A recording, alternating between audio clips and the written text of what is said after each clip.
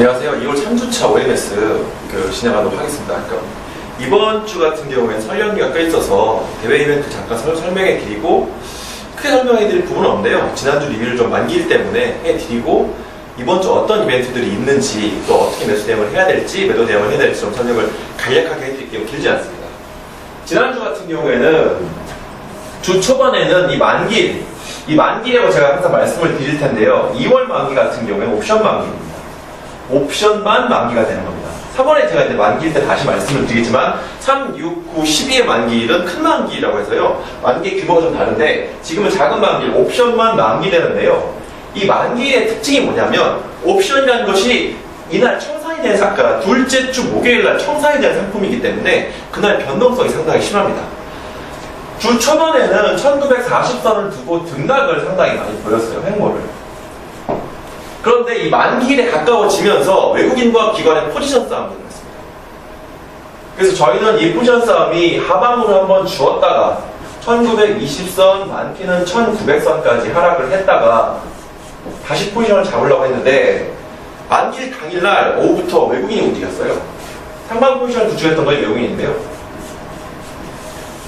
밑에서 이런 꼬리를 달았다가 다시 올라오면서 1940선을 회복하는 모습을 보이면서 만기를 끝냈습니다. 그러면서 여기서 뭐가 발생했냐면 실제적으로 1920선, 특히 1900선까지 내려갈 위험들이 제거가 되는 겁니다.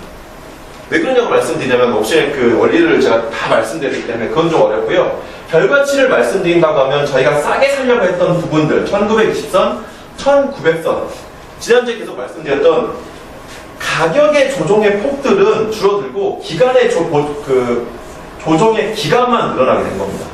그래서 1940선까지 횡보를 하면서 의미 있는 하방에 대한 경직성, 더 이상 떨어지지 않는다는 것들이 확보가 되는 상황에서 금요일날 무슨 문제가 나왔었죠? 이벤트가? 유럽에서 그리스 인재 문제들이 합의가 될 것 같다는 얘기들이 조금 나오면서 우크라이나발 휴전 얘기가 나왔습니다. 근데 제가 말씀을 드릴게요. 우크라이나든 그리스든 이 두 가지 문제는 아무 신경 쓰지 마십시오. 우리하고 전혀 관련이 없습니다.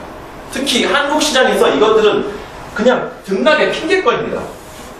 지금에 있는 상황에서 외국인들이 위에 상방 포지션을 점하고 있는데 이 밑으로 빼겠다고 하면 싸게 살 수 있는 기회가 되는 거죠. 다 등락의 핑계거리가 되는 겁니다. 다만 우크라이나 문제 같은 경우에 딱 하나 걸려있어요.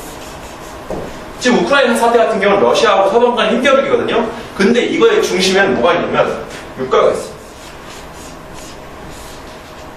기대치가 좀 큰 ETF가 있다고 말씀을 드렸는데 제가 말씀드렸던 건 타이거 ETF였던 거고요. 이걸 저희는 랩계좌 같은 경우에는 5,000대 초반부터 매매를 해서 5,800원, 5,900원에 우선 일단 매도를 한 상태이기 때문에 단기간 15%, 16% 정도의 수익이 났습니다. 그래서 유럽에 관련된 문제들은 유가에 관련된 문제가 아니면 모든 게 다 핑계거리기 때문에 어떤 그리스 문제가 나온다고 어떤 우크라이나에 관한 문제가 나온다고 하든 상관하지 않으셔도 됩니다. 그냥 가십거리입니다.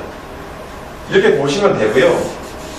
그렇게 해서 1950선을 회복하는 흐름으로 지난주가 마감을 했죠.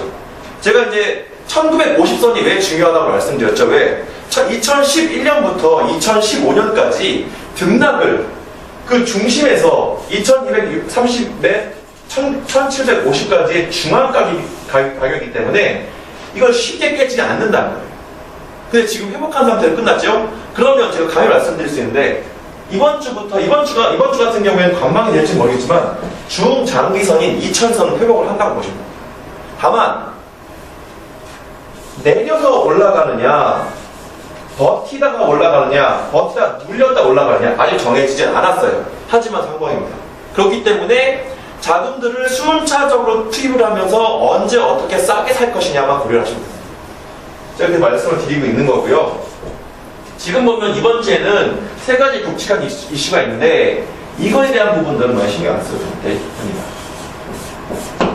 세 가지 이슈를 돌아보면요. 오늘 월요일날 유럽의 재무장관 회의가 있고요. 여기서는 아마 유로존의 그리스 문제라든지 우크라이나의 문제에서 또 경기 부양에 대한 내용들이 나올 거기 때문에 나쁘지 않습니다.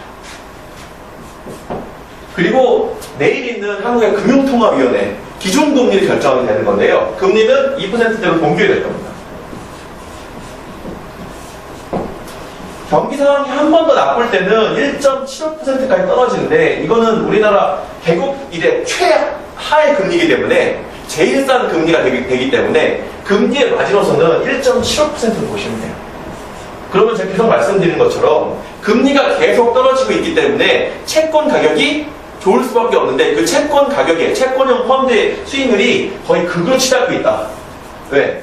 금리에 인하할 수 있는 폭이 한 번밖에 남지가 않았기 때문에. 그렇기 때문에 두 번째로 폈습니다. 세 번째, 이게 그나마 이번 주 우리나라 설 연휴 들어갔을 때 수요일 날 공개되는 FOMC, 미국에 있는 연방준비 회의록에 대한 공개가 나오는 건데요. 연방준비 이사에 대해서. 이 회의록에서 금리에 대한 언급이 나올 겁니다. 금리를 6월에 인상하느냐, 9월에 인상하느냐. 근데요, 이것도 파급 효과가 그렇게 크진 않을 겁니다. 그래서 이번 주는 우리가 설 연휴로 들어가는데 대외적인 유럽과 미국의 이벤트를 확인한다. 하지만 그 이벤트들이 크게 나쁠 게 없는 소스하고 납비한다. 관망하는 장세가 펼쳐질 것이다. 우리나라 시장은 이 동영상을 보실 때 정도면 내일 정도가 되실 텐데요. 거의 그렇게 되면 그냥 1950선, 60선의 장이 끝나는 정도로 생각하시면 됩니다. 큰 등락 없이. 그래서 지금 단기에 대한 말씀들, 단기 이벤트에 대해서 말씀을 드리는데요.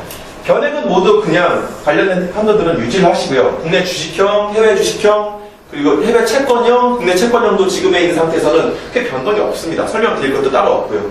그리고 만약에 신규로 자금들을 가입을 하신 분이나 유치하신 분들 같은 경우에는 유료형을 중심으로 판매를 하시면 됩니다. 그리고 마지막으로 저희가 아까 말씀드리는 그 ETF에 대해서 이걸 매매를 말씀드린다고 하면요. 저희가 보통 ETF 회원과 랩 계좌들을 3분의 1씩 추가로 매수를 해서 그 3번을 매매를 하게 된대요.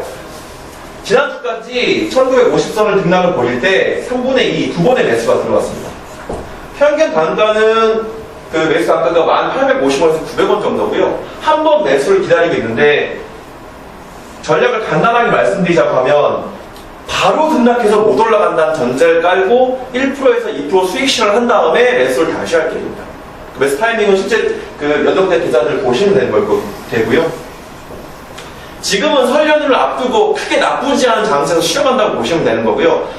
그 중에 확인할 게 미국에 있는 FOMC 회의록 의사록에 대한 공개인데 이 부분도 크게 나쁘지 않다. 그냥 무난한 장세가 이번 주에 펼쳐질 것 같습니다. 그래서 매수 대응도 잘 해야겠지만 잠시 올라오는 부분에 대해서는 매도 대응도 잘 해야 될 것 같고요. 지금은 관망에서 눈치 보기 장세인데 크게 위험할 게 없다고 생각하시면 됩니다. 그래서 다음 주에 돼가지고 이 회의록 공개에 대해서 말씀을 다시 드릴 거고요. 다음 주가 돼서 매도 타익이 나온다고 하면 매도도 일찍 공개하도록 하겠습니다. 그럼 이걸로 2월 3주차 OMS 마치도록 하겠습니다.